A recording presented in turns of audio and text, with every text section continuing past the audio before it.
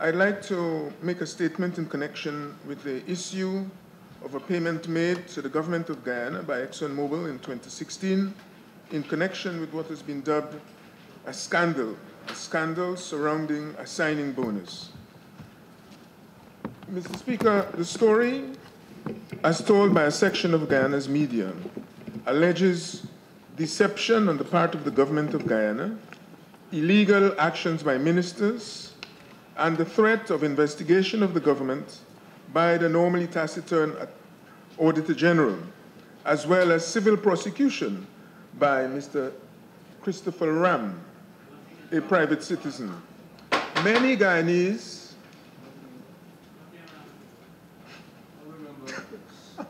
It's customary that we maintain silence when someone is on the floor. I would expect that you will respect that custom. Thank you. Honourable Member, let us stay within the bounds. Many Guyanese, thank you, Mr. Speaker. Many Guyanese would have been reading with growing unease the sensational headlines, first inspired by Mr. Christopher Ram. And as I read these supposed exposés, I was reminded of the term herd mentality, under which each comment is followed by a more outrageous claim as commentators try to outdo each other. The facts, in fact, are quite straightforward. Guyana negotiated and received $18 million in connection with the signing of a contract for the renewal of a petroleum license. The sum in question was not 20 million or 25 million, but 18 million. Whether or not a contract was necessary is a matter of opinion on which I will waste no further time. But suffice it to say, while such payments are not unusual, there is no standard arrangement or formula concerning either the quantum or the procedures for signing bonuses. Governments have pressed or negotiated with petroleum companies to be paid various amounts in the light of the evolving prospects of the sector or industry. I shall return to this. During the course of 2015 and 2016, after discussions with ExxonMobil, the Minister of Natural Resources proposed to Cabinet that the payment of a bonus on the extension of an agreement by the company be undertaken. Cabinet agreed, and on June 7, 2016, the Minister duly reported that the negotiations had been completed. The full Cabinet approved the terms negotiated and the arrangements to receive the funds on that date. Nothing about this impost was either particularly secret or illegal. Many agreements are approved during the course of any year without being announced. The intended use of funds received by government usually determines how they are passed through the government accounts. That aspect does not normally attract the attention of the Cabinet, and this was no exception. The background against which this decision was taken is instructive. As we all know, since we have been in office, the Guyana government has found itself in a very tight fiscal situation, in that its needs for funding far exceed the total cost of the goods and services for which it would have to pay. At the same time, the Ministry of Foreign Affairs was participating, and indeed still is, in discussions under the aegis of the UN Secretary General's personal representative in relation to a resolution of the territorial controversy.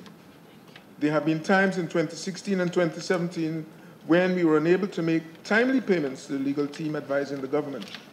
This is an undesirable situation. It is the responsibility of the Minister of Foreign Affairs to make sure that those payments for services contracted by the ministry are made according to the terms of the contract.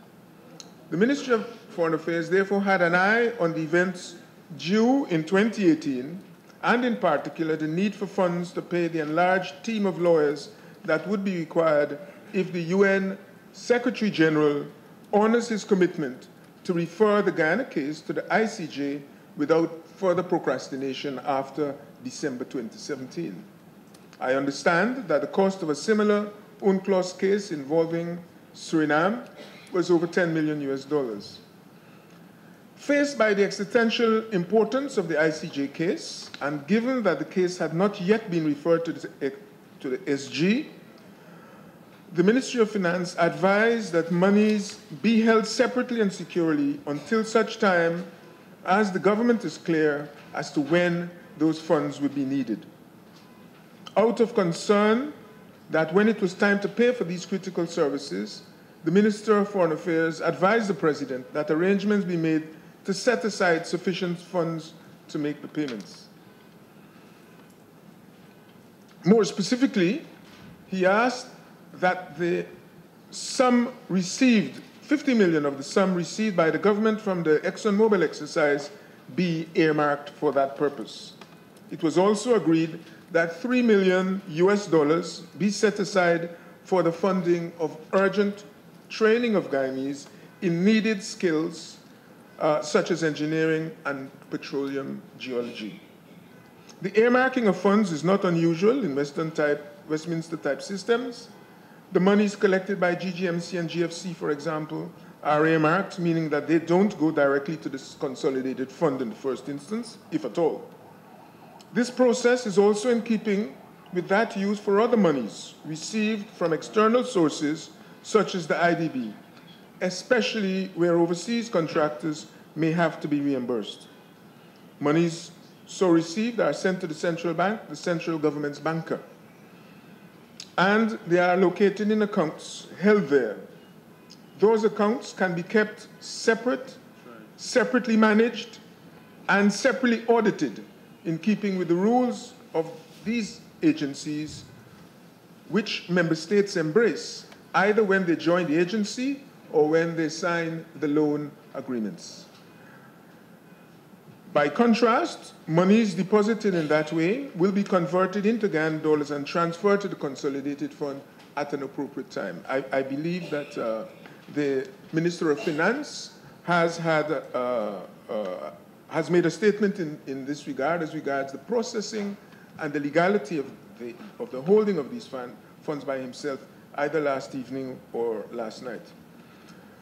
In pursuit of the decision of Cabinet, the Secretary of the Treasury gave instructions about the placement of the funds. The central bank, as I say, the government's banker, was directed not to utilize the funds to meet any, if you like, ongoing or ordinary government expenses without written instructions from a named set of persons, the most senior public financial officers in the country. It is therefore inconceivable that in such circumstances, Cabinet ministers, and Minister Trotman or Jordan in particular, were supposed to be or could be the beneficiaries of the funds, and that such an arrangement could be expected to be secret. I address this because there is a lot of inference, Mr. Speaker, in some of these reports, supposed exposés. Mr. Christopher Ram, a current affairs commentator, has suggested by saying paying such funds into the Bank of Guyana is a flagrant breach of Article 216 of the Constitution. That bold statement flies in the face of the practice everywhere. In any case, the article in question does not require the payment to be deposited in the consolidated fund immediately. Members are free to have a look at the provisions of Section 37(2) of the Fiscal Management and Accountability Act, which governs the handling of public funds, the topic of this issue. The section provides for public monies to be held in extra budgetary funds, deposit funds, etc., until they are credited to the consolidated fund. So, if the manner of raising the funds was not illegal, and their placement in the deposit fund at the Bank of Guyana was not illegal either, what then is the song and dance about? Perhaps, Mr. Speaker, it was based on the erroneous belief, peddled by one commentator, that there was an agreement negotiated overseas with ulterior motives. That song and dance, I think, arose from an assumption, often explicit on the part of commentators, that the intention was to utilize the funds for the benefit of the ministers directly involved. Mr. Speaker, just as it is imprudent and it's not permissible during the debates in this House to attribute motive. So in general life, since behavior may have been the experience, such behavior may have been the experience of some of these commentators with other governments or in private practice. If that were the intention in this case, however, it would have been quite unwise for us to invite scrutiny by requiring the authorization of the country's most senior financial officers to permit withdrawal of the funds from the Bank of Guyana. The very manner of disclosure of the information also demonstrates just how porous our system is as regards confidentiality. Mr. Speaker, given the importance for which the funds were to be used and its implications for national security, neither the President nor the Ministry of Foreign Affairs saw any merit in advertising the matter. In fact, so great was the concern that only those that needed to know were informed as to the purpose of the deposit. I repeat this for emphasis. Only those that needed to know were informed as to the purpose of the deposit. They all, of course, were aware of the process by which the monies were obtained. Consequently, only those members of the cabinet directly involved and the relevant technicians were informed. The fact that those who were investigating this matter, or supposedly investigating this matter, could have stumbled on the reason for the holding of the funds and still feel it necessary to make it both public and use it for sensational headlines is testimony to just how responsible our media is. Ghana recently won a case at the ICJ in which they found it necessary to retain no less than 48 international specialist lawyers. They never broadcast how they were handling those services, the funding of those services. Today, some in the Ivory Coast the Ivory Coast was the country against which the case was being fought, rue the fact that they had not realized the scale of the Ghanaian mobilization for the ICJ. Obviously, forewarned, they would have taken this into account in their strategy in the ICJ. Let there be no doubt, therefore, Mr. Speaker, that those who would challenge us in the court would have been very pleased at the airing of this controversy by Guyana and by Guyanese themselves. More disturbingly, the sensation is leading, the sensational exposés being passed off as being in the public interest follow closely on a number of attacks on international companies operating here. Some of these companies have broken no laws here. They owe us no taxes or imposts. They are operating in neighboring states where they are welcome. But in Guyana, some sections of the media demonize them. Given the potential importance of petroleum production to the well-being of all Guyanese, it can only be assumed that these commentators believe that it is harmless fun. They say what is fun for little boys is death for cockroach. And that Exxon, for example, if seriously damaged, would leave to be replaced by one of the long line of companies hammering on our doors to undertake or replace the US $4 billion in investment required to bring the discovery to the production stage. On the other hand, we see neither Suriname nor Brazil and their medias carrying such demonization of the very company from which Sunday's newspapers suggest we should have extracted $700 million US as a signing bonus. Only from our neighbors to the west can such a tax be found. Only from our neighbors to the west. Whilst I'm on the signing bonus, Mr. Speaker, please permit me to say that unlike Guyana, ExxonMobil's submission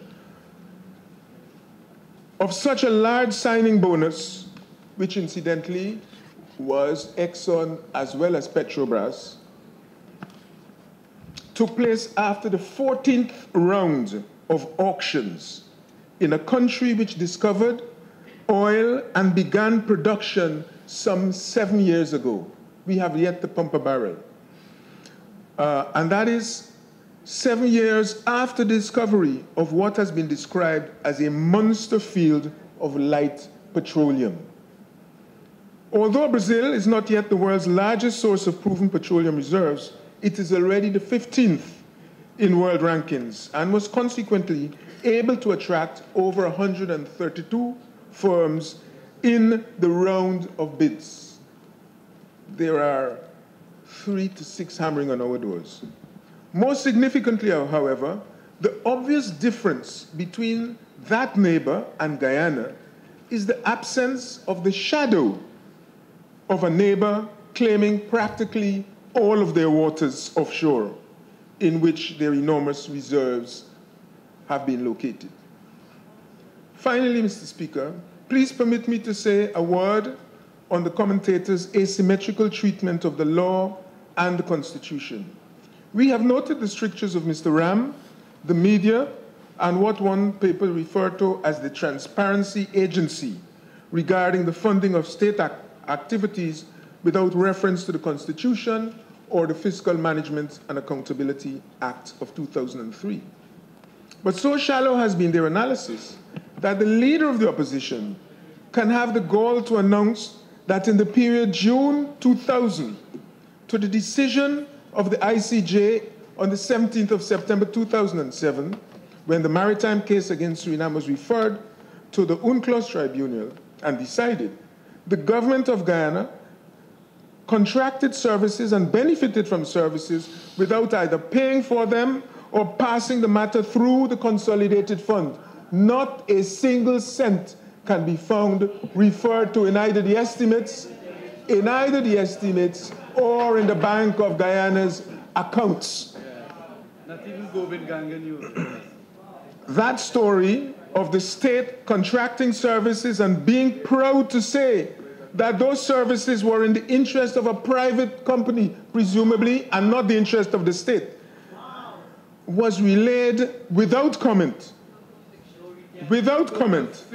from the Auditor General, Mr. Ram, or any threat of legal action or a program. Unbelievable. I agree with you. Unbelievable.